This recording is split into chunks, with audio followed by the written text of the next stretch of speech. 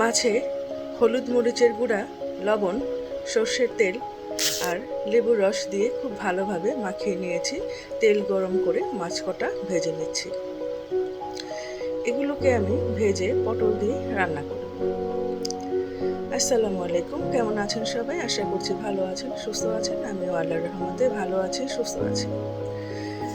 মাই spicy kitchen life চ্যানেলটিতে আপনাদেরকে আবারও স্বাগত জানাচ্ছি। আমি ফারজানা হোসেন।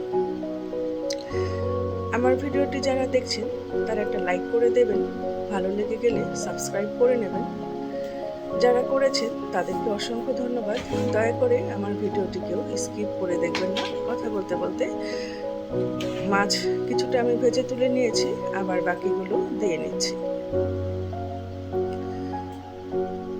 এখানে সবকটা মাছই আছে, ভালোভাবে ভেজে তুলে নেব। মাছগুলো উঠিয়ে নিয়েছি। এখানে যে তেলগুলো ছিল সে তেলগুলোই আমি হাঁড়িতে ঢেলে নিয়েছি। পেঁয়াজ ভেজে নিচ্ছি, লবণ দিয়ে নিচ্ছি, হলুদ মরিচের গুঁড়া দিয়ে নিলাম, সামান্য একটু রাঁধুনি আর ধনিয়ার গুঁড়াও দিয়ে নিয়েছি। ভালোভাবে কষিয়ে নিচ্ছি। কষানো হয়ে গিয়েছে, এখন এখানে আমি সবজি দিয়ে দেব। আমি পটল আর আলু কেটে রেখেছিলাম, সেগুলোই দিয়ে দিচ্ছি।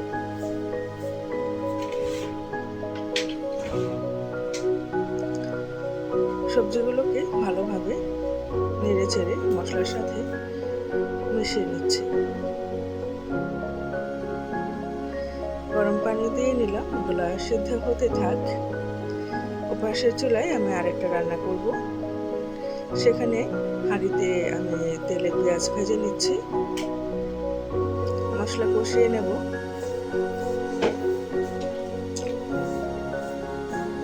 পেঁয়াজটা ভালোভাবে ভেজে নিয়ে এখানে আমি হলুদ মরিচের গুঁড়া দিয়ে নিচ্ছি।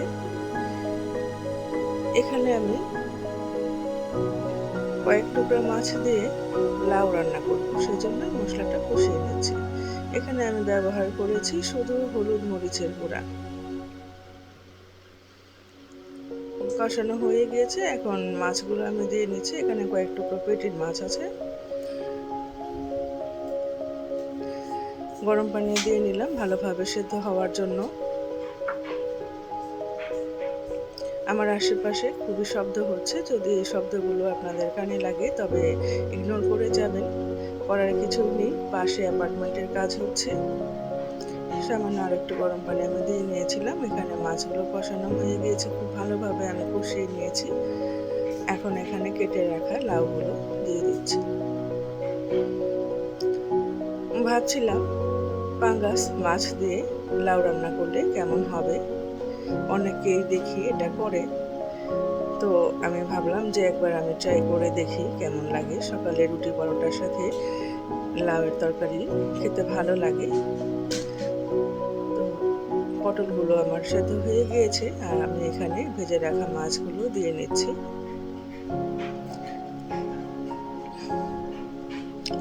যেহেতু আমার মাছগুলো খুব ভালোভাবে ভাজা হয়ে গিয়েছিল আর সবজিগুলো খুব ভালোভাবে সেদ্ধ হয়ে গেছে, সেজন্য এখানে কয়েকটা কাঁচামরিচ আর ঝোলের জন্য কিছুটা পানি দিয়ে নিয়েছি।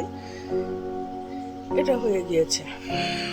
ওপাশে আমি লাউটা কষিয়ে নিচ্ছি। সেখানে আবার চলুন যাই। এখানে লাউটাও সেদ্ধ হয়ে গিয়েছে, তো আমি ট্রাই করে দেখতে চাইলাম যে পাঙ্গাস মাছ দিয়ে লাউটা রান্নলে কীরকম হয়।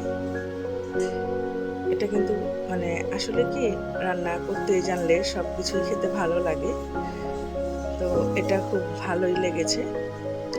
এখানে আমি কয়েকটা বাইং মাছ নিয়েছি। এটা আমি পেঁয়াজ, কাঁচামরিচ আর হলুদের গুঁড়া, মরিচের গুঁড়া দিয়ে তেলে ভেজে নেব।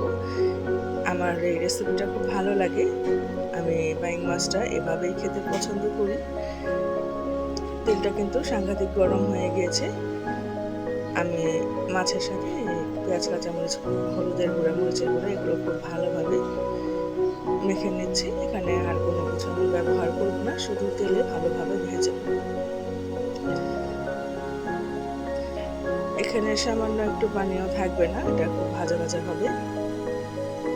আমি সবসময় বাইং মাছের রেসিপি এভাবেই খেতে পছন্দ করি।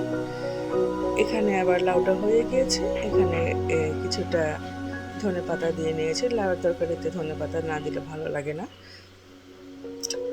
এটা হয়ে গিয়েছে। আর এপাশে এটাও ভাজা হচ্ছে। এটা ভাজা হয়ে গেলে এটার শেষেও আমি একটু ধনেপাতা দিয়ে নেব। এটা আপনারা যারা এখনো খাননি তারা একবার ট্রাই করে দেখবেন, আর যারা খেয়েছেন তারা অবশ্যই জানেন এটা কতটুকু মজার একটা খাবার।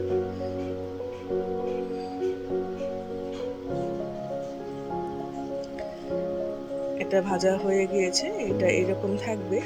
এখানে আমি এখন ধনেপাতা দিয়ে নিচ্ছি।